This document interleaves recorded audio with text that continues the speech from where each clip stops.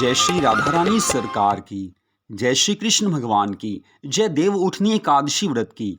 आज हम आपको कार्तिक मास के शुक्ल पक्ष की देव उठनी एकादशी व्रत की कथा को सुनाने जा रहे हैं। इस वर्ष देव उठनी एकादशी का व्रत 2 नवंबर दिन रविवार को रखा जाएगा। वैसे कुछ लोग 1 नवंबर को भी देव उठनी एकादशी का व्रत रख रहे हैं, लेकिन 1 नवंबर के दिन दशमी और एकादशी एक साथ हैं। इस कारण 1 नवंबर को एकादशी का व्रत रखना सही नहीं है।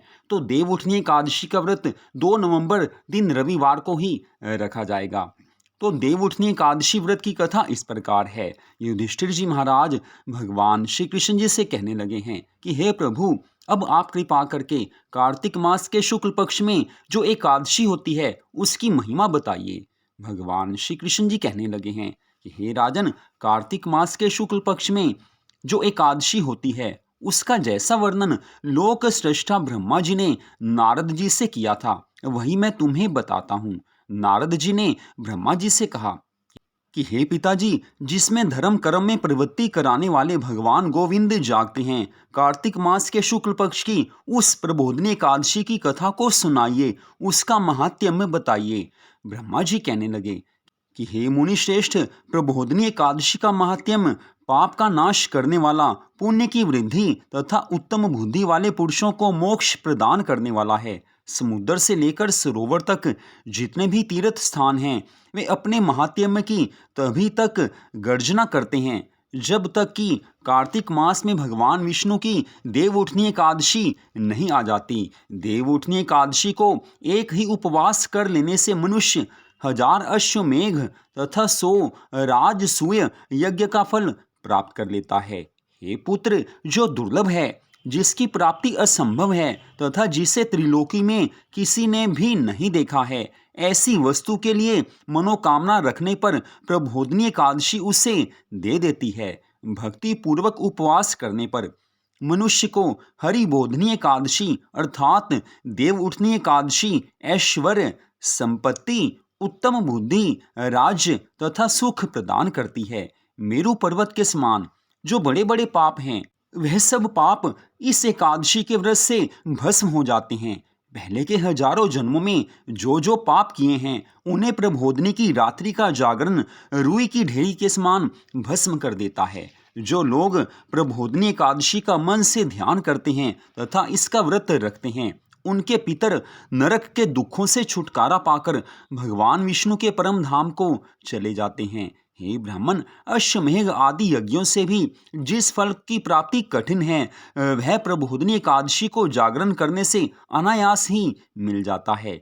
संपूर्ण तीर्थों में नहाकर स्वर्ण और पृथ्वी दान करने से जो फल मिलता है, वह श्री हरि के निमित्त रात्रि जागरण करने से मनुष्य प्राप्त कर लेता है। जैसे मनुष्यों के लिए मृत्यु अनिवार्य है अर्थात मृत्यु अवश्य होती है, उसी प्रकार धन संपत्ति मात्र भी क्षण भंगुर है।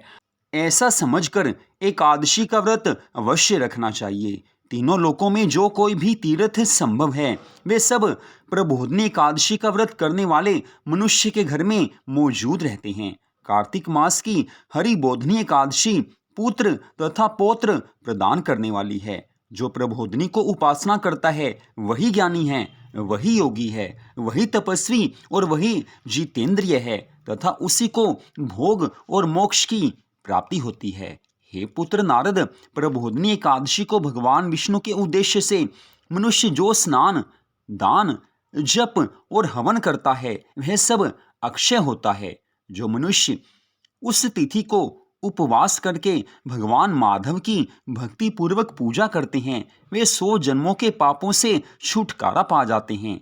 इस व्रत के द्वारा देवेश्वर जनार्दन को संतुष्ट करके मनुष्य संपूर्ण दिशाओं को अपने तेज से प्रकाशित करता हुआ श्री हरि के वैकुंठ धाम में आनंद सहित जाता है।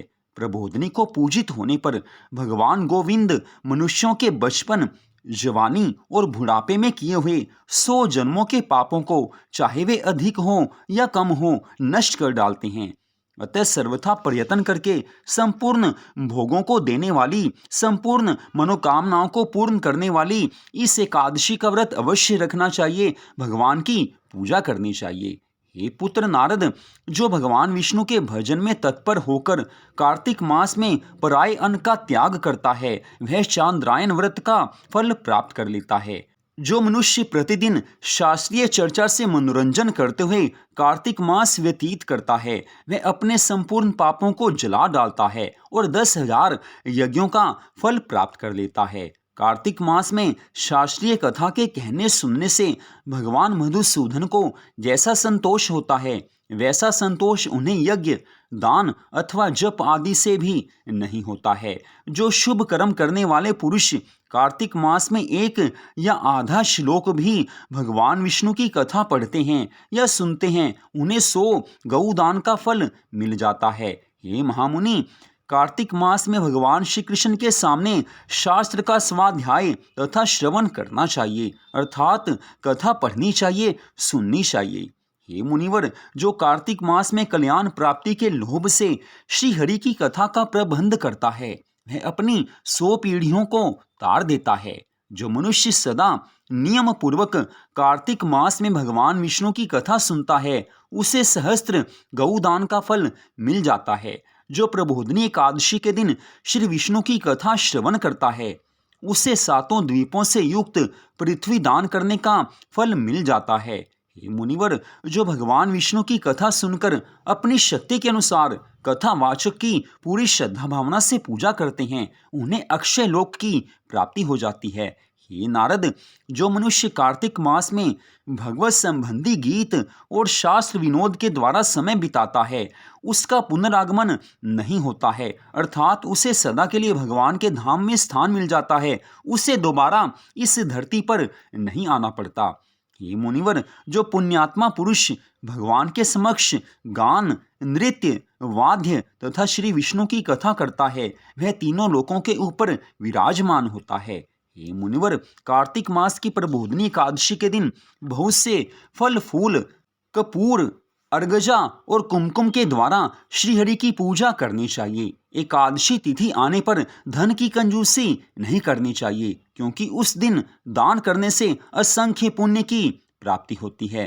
प्रबोधनी को जागरण के समय शंख में जल लेकर फल तथा नाना प्रकार के द्रव्यों के साथ श्री जनार्दन भगवान को अर्घ्य देना चाहिए। संपूर्ण तीर्थों में स्नान करने और सब प्रकार के दान देने से जो फल मिलता है, वही फल प्रबोधनी एकादशी को अर्घ्य देने से करोड़ गुना होकर प्राप्त होता है। हे देवऋषि, अर्घ्य के बाद भोजन, आच्छादन और दक्षिणा आदि के द्वारा भगवान विष्णु की प्रसन्नता के लिए गुरु महाराज की पूजा करनी चाहिए। जो मनुष्य उस दिन श्रीमद् भागवत महापुराण की कथा सुनता अथवा कथा को पढ़ता है, अर्थात पाठ करता है, उसे एक एक अक्षर पर कपिला दान का फल मिलता है।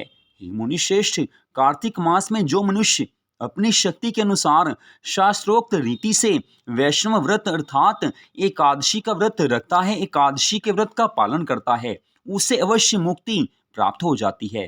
केतकी के एक पत्ते से पूजित होने पर भगवान गरुड़ ध्वज 1000 वर्ष तक अत्यंत तृप्त रहते हैं। हे देवऋषि, जो अगस्त के फूल से भगवान जनार्दन की पूजा करता है, उसके दर्शन मात्र से नरक की आग बुझ जाती है। हे वत्स, जो कार्तिक मास में भगवान जनार्दन को तुलसी के पत्र और पुष्प अर्पण करते हैं, उनका जन्म भर का किया हुआ सारा पाप भस्म हो जाता है। हे मुनिवर, जो प्रतिदिन दर्शन, स्पर्श, ध्यान, नाम कीर्तन, स्तवन, अर्पण, सेचन, नित्य पूजन तथा नमस्कार के द्वारा तुलसी में 9 प्रकार की भक्ति करते हैं, वे कोटि सहस्त्र युगों तक पुण्य का विस्तार करते हैं। हे पुत्र नारद, सब प्रकार के फूलों और पत्तों को चढ़ाने से जो फल मिलता है, वही फल कार्तिक मास में भगवान के चरणों में तुलसी का एक पत्ता चढ़ाने से मिल जाता है।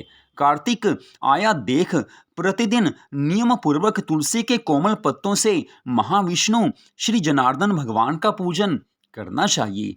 इससे भगवान प्रसन्न हो जाते हैं। 100 यज्ञों द्वारा देवताओं का यजन करने और अनेक प्रकार के दान देने से जो पुण्य प्राप्त होता है, वही सारा पुण्य फल कार्तिक मास में तुलसी दलों के द्वारा भगवान श्री कृष्ण जी की पूजा करने से मिल जाता है। अर्थात कार्तिक मास में जो मनुष्य भगवान श्री कृष्ण जी की तुलसी दल के द्वारा पूजा करता है, वह भगवान को प्रिय होता है। उसे बहुत से यज्ञ तथा दान आदि करने का पुण्य फल प्राप्त हो जाता है। तुलसी जी भगवान को प्रिय हैं, इस कारण कार्तिक मास में विशेष रूप से तुलसी दल से अर्थात तुलसी के पत्तों से भगवान की पूजा अवश्य करनी चाहिए।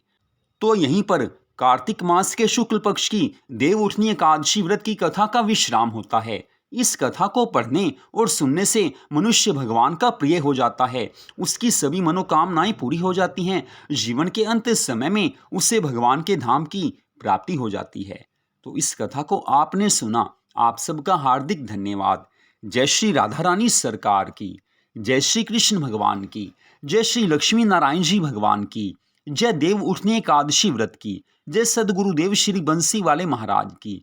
जय जय श्री राधे, जय जय श्री राधे, जय जय श्री राधे श्याम।